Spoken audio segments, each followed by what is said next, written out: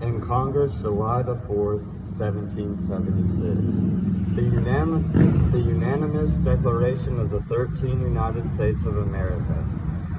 When in course of human events it becomes necessary for one people to dissolve the political bands which have connected them with another, and to assume among the powers of the earth the separate and equal stations to which the laws of nature and of nature's God entitle them, a decent respect of opinions to mankind requires that they should declare the causes which impel them to the separation.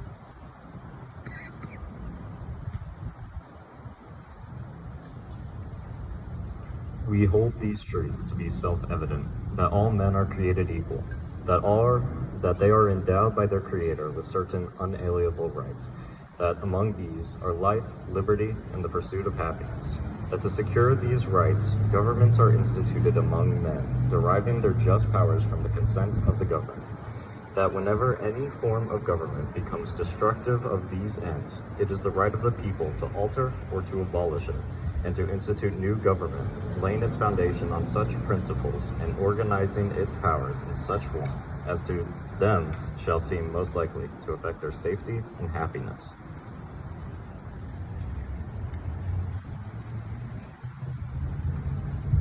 Prudence, indeed, will dictate that governments long established should not be changed for light and transient causes, and accordingly all experience hath shown that mankind are more disposed to suffer, while evils are sufferable, than to right themselves by abolishing the forms to which they have accustomed. But when a long train of abuses and usurpations, pursuing inviolability, the same object evinces a design to reduce them under absolute despotism, it is their right, it is their duty, to throw off such government and to provide new guards for the future security.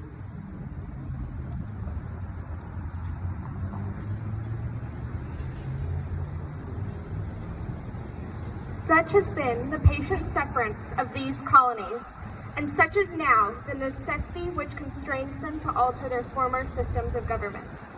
The history of the present King of Great Britain is a history of repeated injuries and usurpations, all having in direct object the establishment of an absolute tyranny over these states. To prove this, let facts be submitted to a candid world.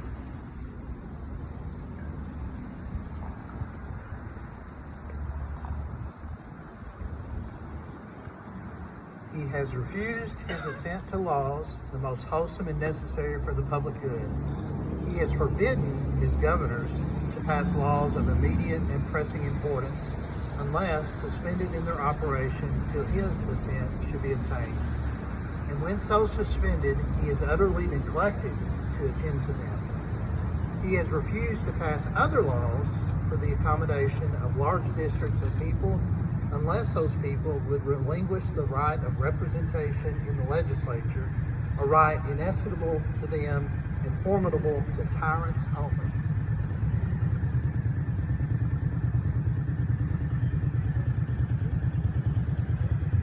He has called together legislative bodies at places unusual, uncomfortable, and distant from the depository of the public records, for the sole purpose of fatiguing them into compliance with his measures.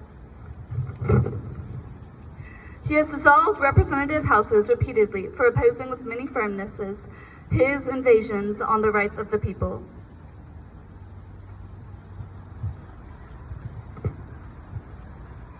He has refused for a long time, after such dissolutions, to cause others to be elected, whereby the legislative powers, incapable of annihilation, have returned to the people at large for their exercise, the state remaining, in the meantime, exposed to all the dangers of invasion from without and confusions within.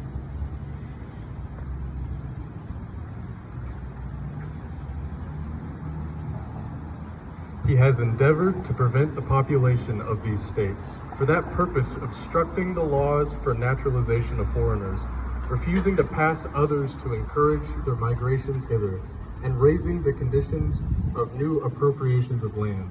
He has obstructed the administration of justice by refusing his assent to laws for establishing judiciary powers.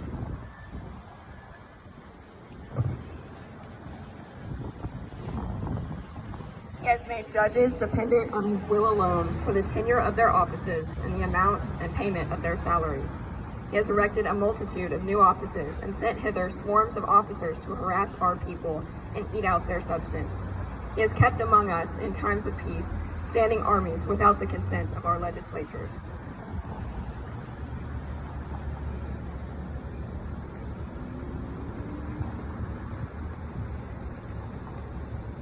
He has effected to render the military independent of and superior to the civil power.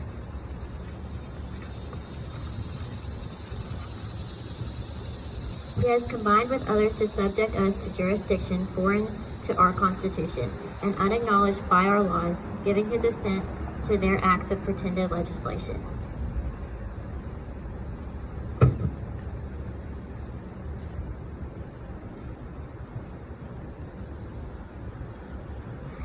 For quartering large bodies of armed troops among us, for protecting them by mock trial from punishment for any murders which they committed on the inhabitants of these states, for cutting off our trade with all parts of the world, for imposing taxes on us without our consent.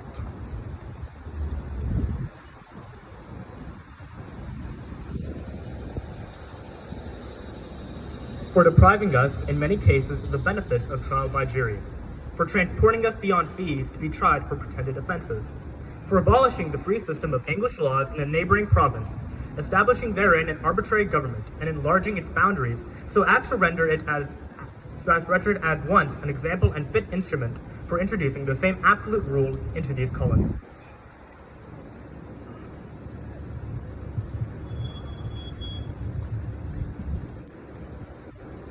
For taking away our charters, abolishing our most valuable laws, and altering fundamentally the forms of our governments.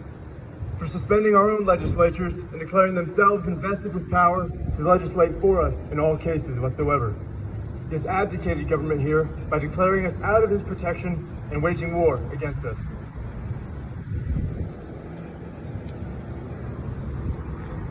He has plundered our seas, ravaged our coasts, burnt our towns, and destroyed the lives of our people.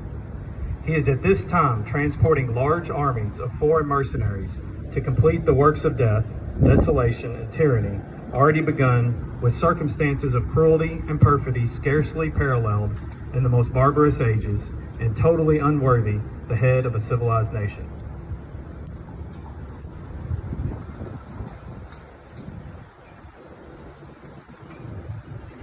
He has constrained our fellow citizens taken captive on the high seas to bear arms against their country, to become the executioners of their friends and brethren, or to fail themselves by their hands.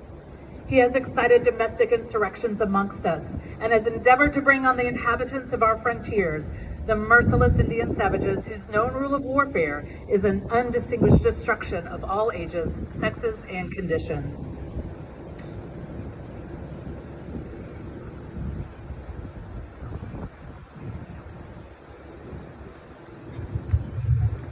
In every stage of these oppressions, we have petitioned for redress in the most humble terms. Our repeated petitions have been answered only by repeated injury. A prince whose character is thus marked by every act which may define a tyrant is unfit to be the ruler of a free people.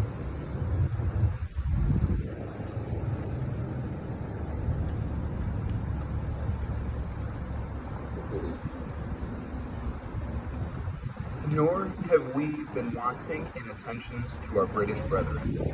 We have warned them from time to time of attempts by their legislature to extend an unwarrantable jurisdiction over us.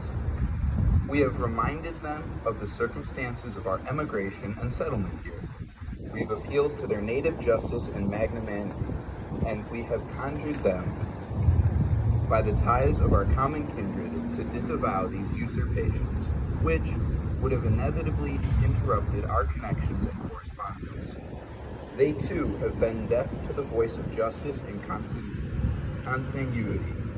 We must, therefore, acquiesce in the necessity which denounces our separation and hold them, as we hold the rest of mankind, enemies in war, in peace friends.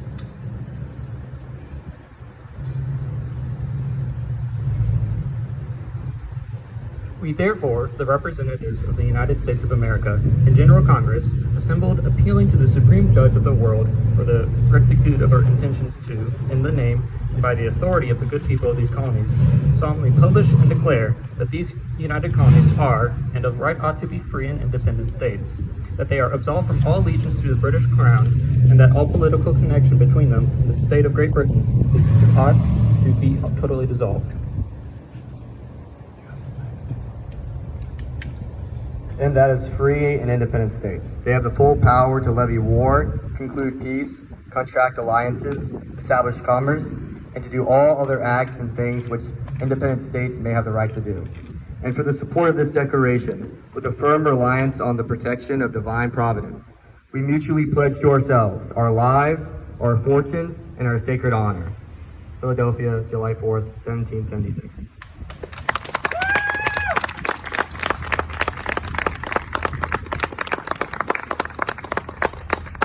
To God be the glory. That concludes our program. Have a happy 4th.